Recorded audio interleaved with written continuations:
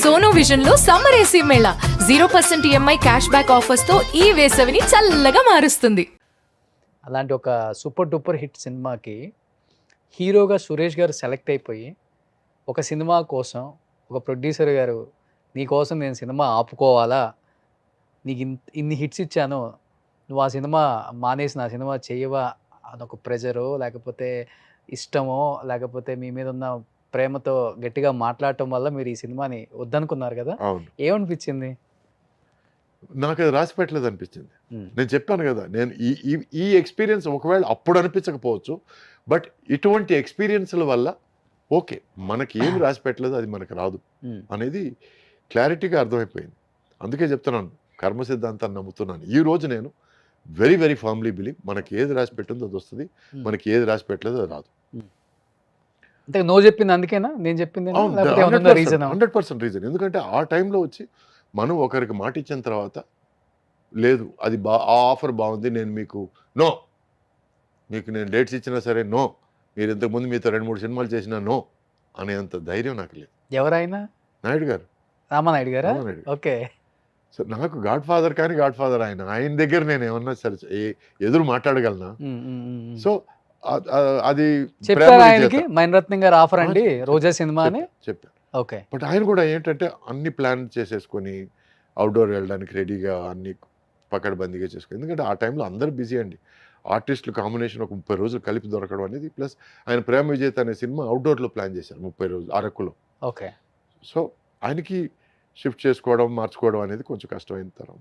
So ఆయన్ని ఇబ్బంది పెట్టడం ఇష్టం లేక, అట్ ద సేమ్ టైం మన మణియే కదా, ఎందుకంటే అప్పటికే పరిచయం, సుహాసిని బాగా పరిచయం, ఎందుకంటే అప్పటికి 2-3 సినిమాలు చేస్తున్నాను. సుహాసిని మణిరత్నం పెళ్ళికి వెళ్ళున్నాను, సో పరిచయం. సార్ మణి దగ్గర చెప్పాను, can we do something about the dates Mani, I really want to do అని అన్నాను నేను. No, I have to, about 4 months you need to be there అన్నాడు. అమ్మో 4 months అంటే నాయుడు గారు 2 సినిమాలు పోతాయి నాకు అన్న ఫీలింగ్. ఎందుకంటే ఆయన వరుసగా దీని తర్వాత ఈ ప్లాన్ చేశాను, దాని కథ భలే ఉంది అని చిన్న చూచాక ఈ సినిమా అప్పుడే ఆ సినిమా కథలు చెప్తుంటాడు నాయుడు గారు. ఓకే. సో ఇంత ఎక్సైట్మెంట్లో ఉన్నప్పుడు నేను ఐ థాట్ ఓకే ఫైన్. తర్వాత నో చెప్పిన తర్వాత ఆయన కొంచెం కోప్పట్టం కానీ జర్నీ కొంచెం నొచ్చుకున్నాడు 100%. What is wrong with you, such an amazing opportunity అని. ఆ తర్వాత కనపడప్పుడల్లా you said no to me, no I got an award అన్నాడు. You got an award, I didn't get an award అన్నాను. ఓకే. ఆ క్యారెక్టర్కి నన్ను అడిగిన క్యారెక్టర్ నాకు అవార్డు రాలేదు అన్నాను నేను. ఓకే. ఇట్లా మేము తమాషగా మాట్లాడుకుంటుంటాం. బట్ ఐ ఎక్కడో డెఫినెట్గా I feel bad that I miss that opportunity. లేదు నేను ఏమాత్రం అసలు that is wrong, that is not right, I feel bad ఇప్పటికి.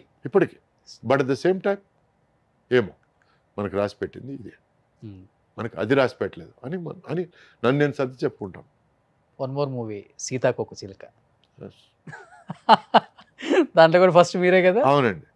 అంటే అంతకుముందు ఏమీ లేని టైంలో మడ్డి మొహం వేసుకొని చేతిలో క్యాన్లో ఒక రూమ్ నుంచి ఒక రూమ్కి తీసుకెళ్తుంటే ఒక డైరెక్టర్ అనేవాడు ఆపి, నువ్వు మా సినిమాలో యాక్ట్ చేస్తున్నావు అని చెప్పి నాకు ఆఫర్ ఇస్తే, ఓ పెద్ద డైరెక్టర్ పిలిచాడని చెప్పి నా సినిమానే ఫస్ట్ సినిమాగా ఉండాలి అని చెప్పి అతను కండిషన్ పెట్టాడని చెప్పి నేను ఇతని దగ్గరికి వెళ్ళి, లేదు సార్ మీ సినిమా చేయండి సార్, అది పెద్ద ఆఫర్ సార్, అది చేస్తాను సార్ అంటే కరెక్ట్ కాదనిపించింది నాకు. అందుకే నాకు ఏది న్యాయం అనిపిస్తే అది చేస్తానండి. దానివల్ల మంచి జరగని చెడు జరగని నాకు ఏది న్యాయం అనిపిస్తే రిగ్రెట్ ఫీల్ అవ్వరు, రిగ్రెట్స్ ఉండవు. I regret for missing out the chances, but no regrets for the decision. నేను తీసుకునే నిర్ణయానికి రిగ్రెట్ లేదు, నో. అంటే ఒక జెంటిల్మెన్, ఒక పద్ధతి గల మనిషి తీసుకోగలిగిన నిర్ణయం నేను తీసుకున్నాను. So no regret. మీరు అన్నారు ఇంతకుముందు ఇంకా ఆ పాలబుగ్గలని కల్మషం లేదని, అది ఏదైనా నవ్వులు అట్లాగే ఉన్నారని, ఇదన్నిటికి కారణం ఏంటంటే నో రిగ్రెట్స్. మనసులో ఏది పెట్టుకోను, ఏదైనా అనిపిస్తే చెప్పేస్తాను. దానివల్ల ఎవరైనా ఫీల్ అయితే టూ బ్యాడ్, ఎవరైనా ఫీల్ కాకపోతే టూ బ్యాడ్. ఉన్నాయా ఫీల్ చేయించిన సందర్భాలు ఏవో ఆయన?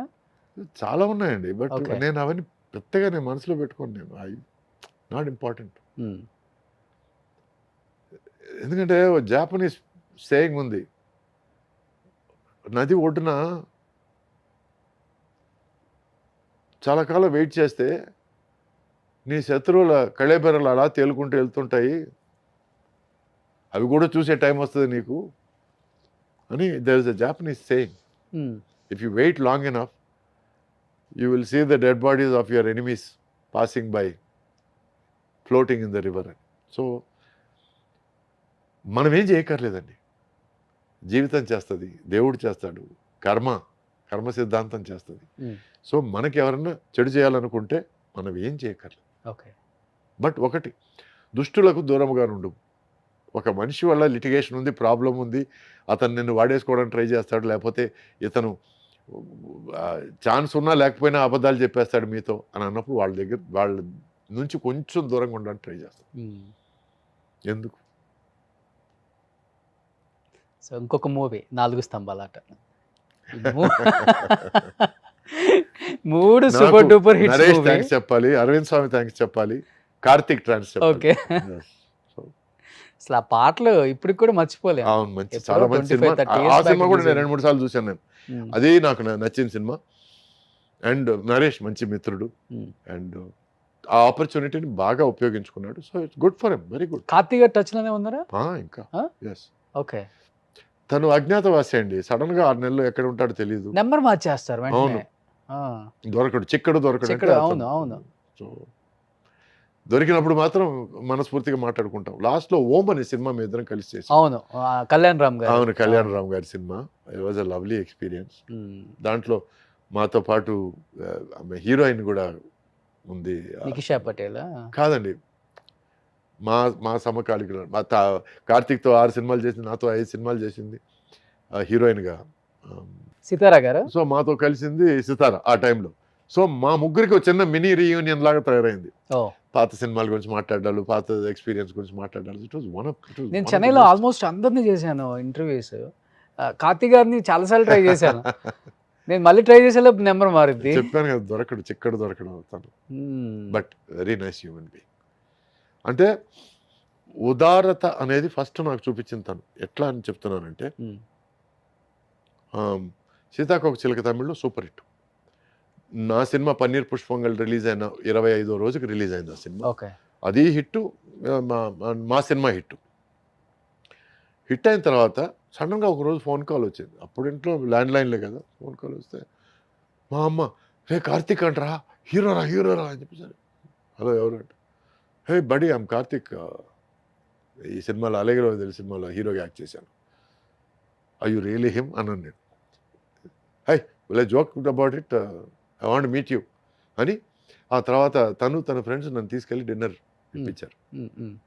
ఇప్పించి ఇట్లా నువ్వు కూడా సక్సెస్ ఇచ్చావు, నేను కూడా ఇండస్ట్రీలో కొత్తగా ఎంటర్ అయ్యాను, so I want us to be friends అని. ఆ తర్వాత అక్కడ నుంచి నేరుగా ఇంటికి తీసుకెళ్ళి వాళ్ళ నాన్న ముత్తురామన్ గారు, పెద్ద హీరో, ఆయన హీరో కార్తీక్ వాళ్ళ డైరెక్టర్ కూడా చేశారు కదా ఆయన. డైరెక్ట్ చేసి 1-2 సినిమాలు చేశారు.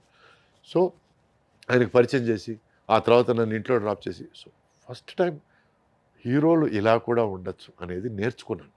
ఓకే, అలానే ఉండేవాళ్ళు మీ టైం. ఎస్, అంటే ఇవన్నీ ఒక్కొక్కరి మంచి స్వభావాల వల్ల, ఒక్కొక్కరి మంచి గుణగణాల వల్ల నేర్చుకోవడం జరిగింది. అప్పటి నుంచి నేను I try to return the favour, I try to do the same thing. ఎవరన్నా ఇండస్ట్రీకి కొత్తగా ఎవరన్నా వస్తే నేరుగా వాళ్ళ దగ్గరికి వెళ్ళి వెల్కమ్ టు ద ఇండస్ట్రీ అని.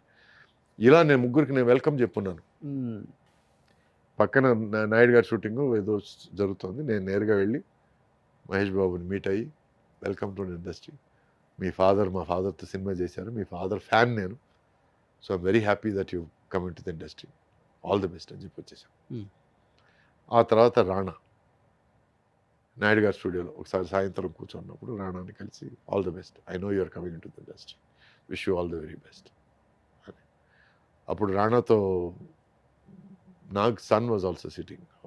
ఓకే, నాగ చైతన్య, తనకి కంగ్రాచులేషన్స్ చెప్పాను.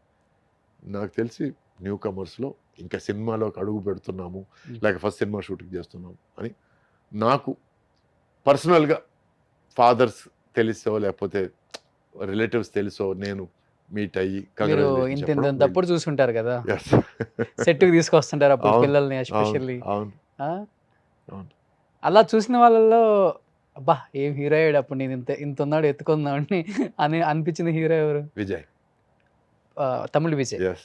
ఓకే, అప్పుడు ఎస్ఏ చంద్రశేఖర్ ఎస్ఎస్ గారు. చంద్రశేఖర్ బాబు అప్పుడు షూటింగ్కి వచ్చాడు. అప్పుడు కున్నూరులో షూటింగ్, అప్పుడు షూటింగ్ వస్తే అప్పుడు మేము కలిసి క్రికెట్ ఆడేటప్పుడు ఎంత 6 ఏళ్ల కుర్రాడు, 6 7 very active fellow.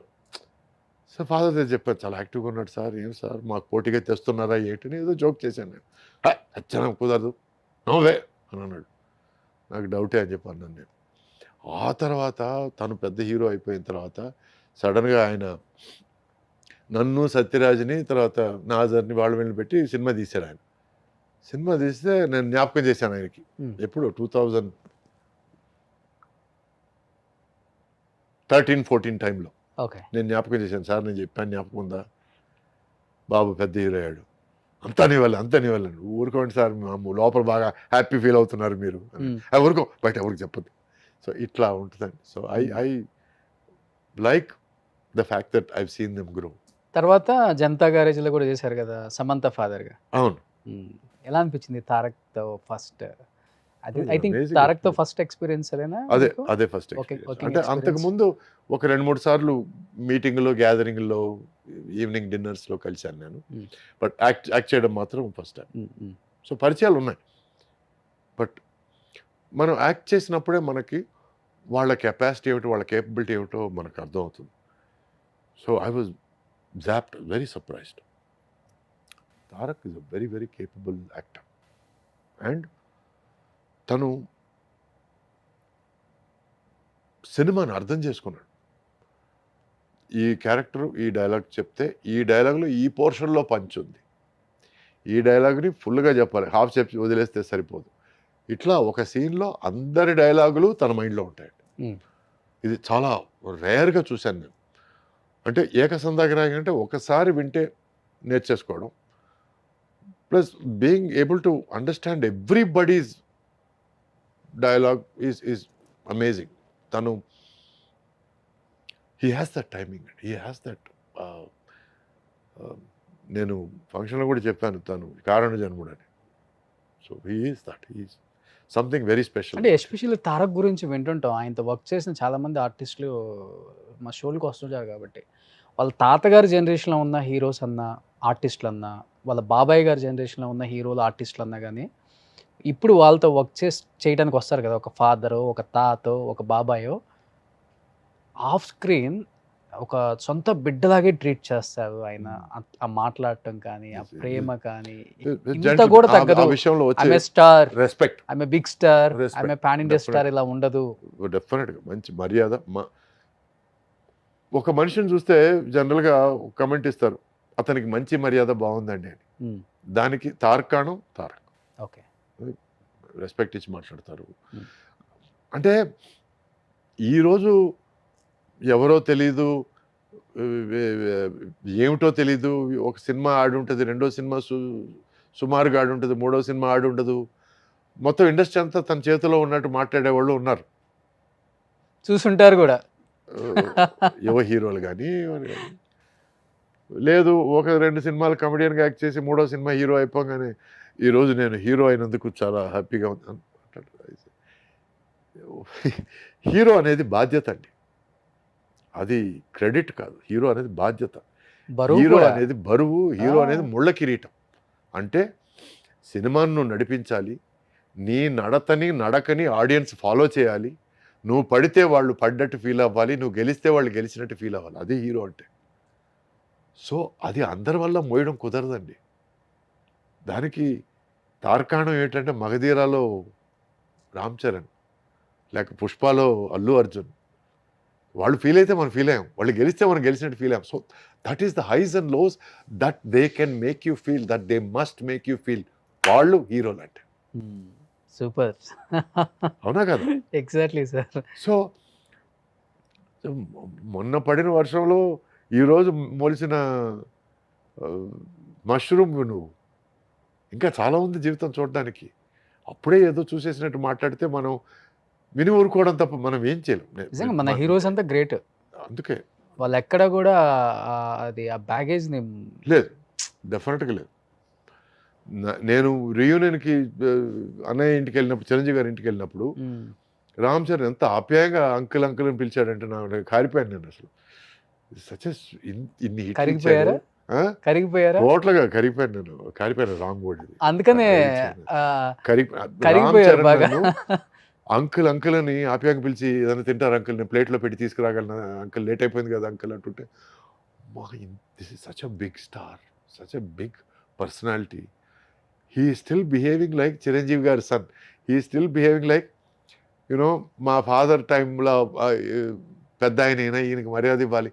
I really చాలా లవ్. రేర్, తక్కువ అనుకుంటా చాలా సార్. అంటే పెంపకం అండి, అంత మంచి పెంపకం. Upbringing is so good.